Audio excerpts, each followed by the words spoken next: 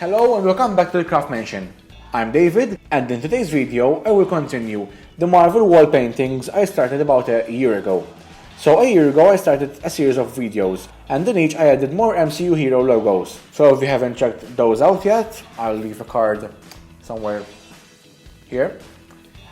Wait till the end of the video and then press on the card. There will be the I think it's for information. You can click on it and it will lead you to the playlist. The first video I did of the Marvel wall paintings is actually my most viewed video, so I thought, why not continue the project? This lamp constantly makes noise. I'm fed up. So today I will be adding 10 more logos. So I've started with these. Whoops. So, what are these, you ask? I'm assuming that you're actually asking what these are. So, okay, let's separate them into 3 groups. So first I started with some sketches. I did some crappy sketches of the logos I want, and of course when I actually designed the logos I made some changes. And in today's video I'll be doing, okay, so I have Nick Fury, and I actually changed the logo a bit. Captain Marvel, then we have the Wasp, the old Ant-Man, so it's Hank Pym. And then we have Valkyrie. It's a bit strange, I know.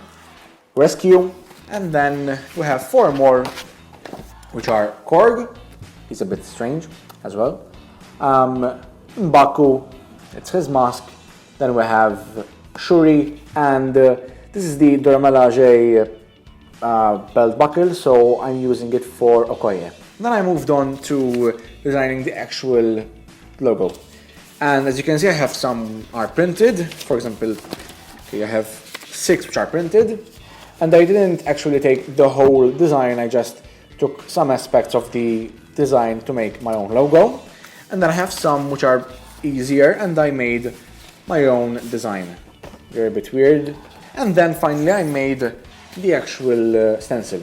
These are made out of cardboard, and I had to balance between the integrity of the template and having all the lines so I can transfer this template onto my wall. Before we start this video, I would like to remind you that I'm on Facebook, Instagram and Twitter. I'm realizing these videos are the only reason I still wear outside clothes. We're stuck inside. This is a new t-shirt and I'm wearing it for just the video. It's Fat Spider-Man.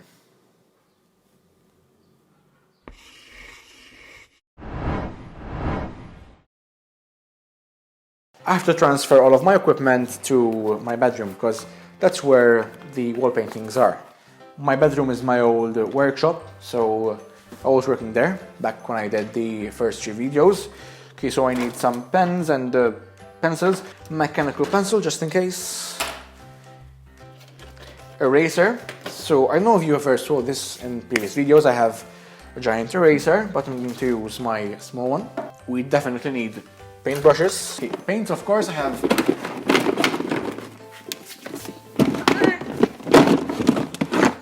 a whole drawer of paints.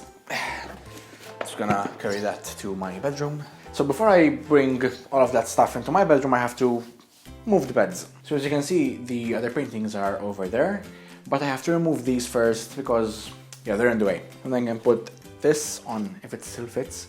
It doesn't. You're just going to have to ignore that sound, yeah.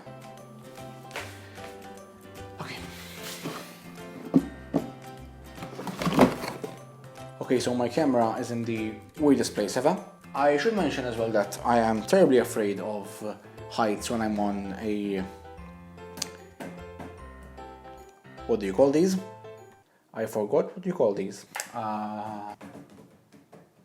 So, you know, the least you can do is give me a thumbs up, because I'm braving my fears. Ladder, it's a ladder. I started with Valkyrie. For her logo, I chose the lines she has on her face and the hint of her cape. For Korg, I plainly drew his face, but reduced most of the details.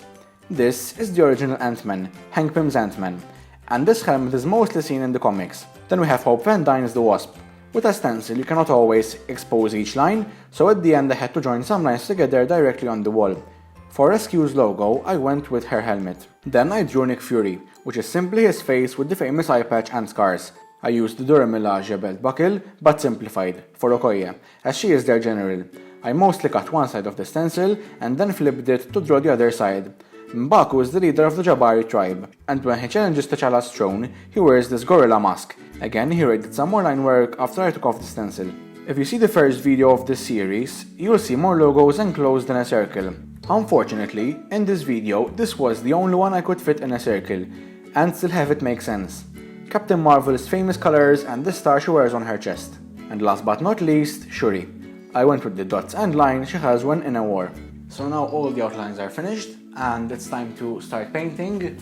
It's quite tiring, my arms are a bit jittery than my legs, and I am afraid I have to climb onto the topmost scales, because when I'm painting I want to get the details, and I can't get the details like this. So for Valkyrie I'm going to use mainly brown, silver and blue, and then I'll add some white and red for the skin, like mixed with brown of course. I've got my kids palette over here, not my kids, my palette made for kids. I don't have kids, I'm 20 and single. And we need some red as well, because if you just add white it looks like melted chocolate, and we don't need chocolate people, we just need normal skin color people. Her skin ended up being way too dark and way too red. I'm crap at skin tones. I was trying to go for that half-cast tone, but ended up having a roasted tomato. I used silver mixed with white. It becomes like platinum, and painted the lines on her face. She doesn't have them on later on in the movies, but they're the most iconic thing I could find about her. Again, the cape was a darker blue than I intended. Korg has a greyish blue skin tone, or should I say rock tone. It's like a faded blue. I didn't have the patience to go around each detail, so I covered all of his face. There were still some lines showing from underneath, but I mostly used the stencil as a reference. I made these cracks from different shades of dark greyish blue, while the mouth had the darkest shade of them all. I kept the eyes midway between his skin tone and the dark shade of his mouth. Next up was Okoye. The original design has more details, and there are also 3 colors involved, the 2 I used and the dark grey. I opted for 2 to make the work easier, and also to keep on with the theme of having simple logos that could remind you of the hero. Also reduced some of the lines but still kept the integrity of the shape, which clearly is a panther. As usual, I originally wanted a lighter shade than what I was using, and I saw the jumbled confusion when I added the proper gold. The design became very obscure as I realized how much lighter the first color needed to be, but I didn't know what color I could mix that would be lighter but at the same time covered the original shade. So I decided to paint silver over the first color. When silver paints on its own, it doesn't seal the silver color with just one coat, at least mine doesn't. So I only painted 1 coat to make the overall color lighter, while still being able to tell that it's a mixture of gold and silver. Okay, so the first 2 are finished. We have Valkyrie, Korg and Okoye. And also now I can prop that camera on this arm. I have this arm, and I can just stick it to my ladder. It will be a bit wonky, but I think it's better because it's close up. I simply love the OG Ant-Man helmet. It's simple, it doesn't look that technological from the outside, but those antennas are just awesome. I gave the whole helmet 2 layers of silver to make it darker, and to have a more solid color. Then I painted the inside with a darker shade of silver, and also defined some more lines. This helmet is mainly from the comics, although it does make an appearance in Endgame during the scene in 1970 when Cap calls the young Hank Pym, and we see this helmet for a moment on Hank's desk. This helmet is much more complicated in the movies, but again, I went for a simpler version. I painted 1 coat of silver to make it lighter than Hank's helmet. Then I painted another coat over that small ring and colored the oval inside it with dark silver. The Wasp's most defining color, yellow for her visor. I used black to color those 2 shapes at the mouthpiece and also for the visor perimeter. Yeah, I'm not very good at line work. Here we have another issue with dark tones. You see, initially on the palette it would be the right shade. Then I put it on the wall and it becomes darker. Don't know why.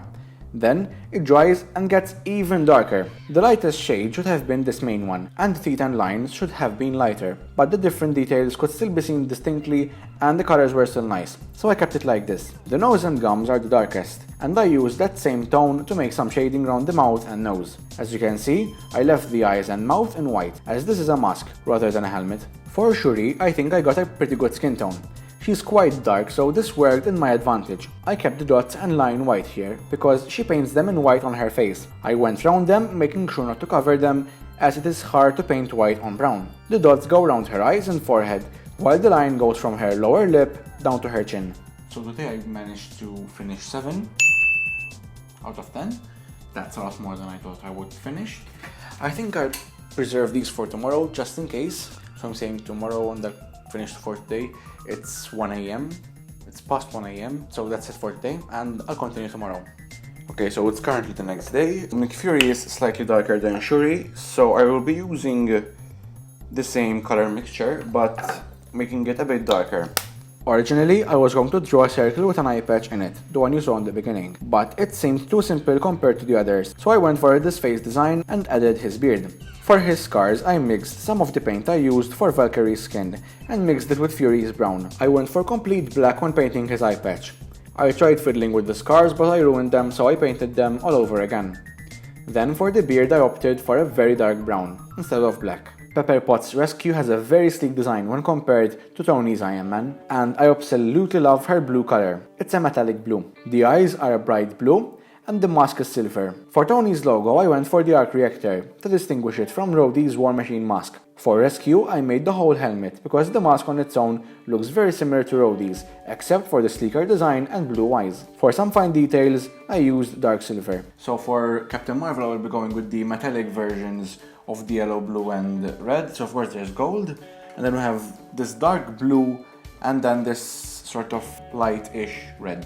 I started with the lightest, that being gold, and painted the star and 2 lines on each side. I tried avoiding the streaks of the brush, so I centered them toward the middle of the star. Then, I painted the metallic blue underneath the star and lines. The metallic red goes on top, and then I mixed the red with a hint of black, and covered all the lines. I know I messed up most of the lines, but don't worry, I arranged them later on. So the new 10 logos are finished. I think my favorite one from these has to be Captain Marvel. The lines weren't that pretty, they were a bit wonky, but I went over with the gold and some white on the edges, and I rearranged it. I also painted some white. For example, here I accidentally hit the wall with some brown. Here I had some blue. So I covered that with some white paint. I haven't washed my palette. I managed to finish these 10 with a single palette. So I need to get a bigger one and, you know, as I said before, a more adult one. So I'll go down and we can start this montage. Oh!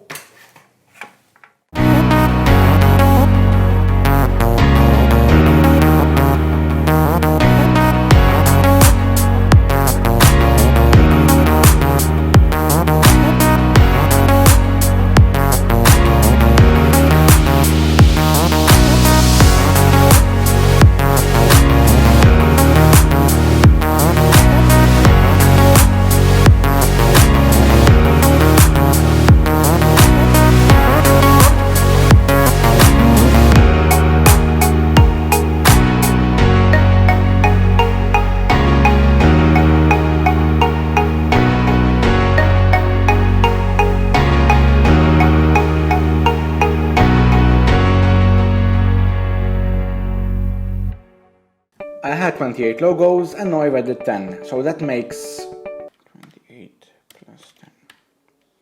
38 logos in total. Up till now I've only done movie characters, but as some of you know, the MCU also consists of TV shows. My favorite one is Agents of S.H.I.E.L.D., but I have to say that my favorite heroes are from Marvel's Netflix shows. I have plans to add those heroes in the future, and I am so anxious to see new heroes on the silver screen.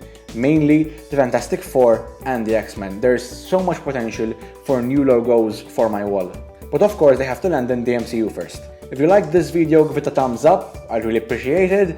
And if you have any suggestions, drop a comment down below. You might have noticed that I left some space in between the logos, because I am planning to add someone in that space.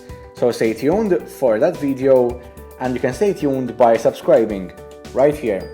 I also have many more videos on my channel, 2 of which are these.